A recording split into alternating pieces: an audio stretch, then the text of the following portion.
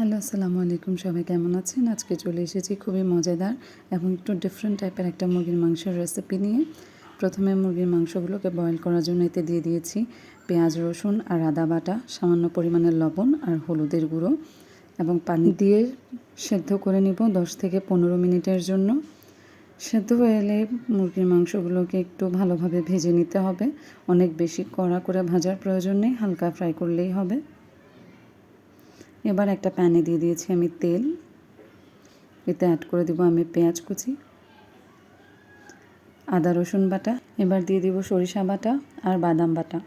ভালোভাবে নেড়েচেড়ে দিয়ে দেব ধনিয়া আর জিরার গুঁড়া, লাল মরিচের গুঁড়ো আর হলুদ গুঁড়া। যে চিকেন স্টকটা রেডি করে রেখেছিলাম সেটা দিয়ে দেব, পরিমাণ মতো লবণ এবং টমেটো সস। এবার কিছুক্ষণ ভেজে নেব, তারপর তাতে দিয়ে দেব তেঁতুলের পিউরি। ভালোভাবে নেড়েচেড়ে কিছুক্ষণ রান্না করে তাতে দিয়ে দেব ভেজে রাখা মুরগির মাংসগুলো এবং রান্না করে নেব 5 থেকে 10 মিনিটের জন্য। এবার উপরে গুঁড়ো দুধ ছিটিয়ে রান্না করে নিলেই হয়ে যাবে মজাদার এই মুরগির মাংসের রেসিপিটি। Thanks for watching.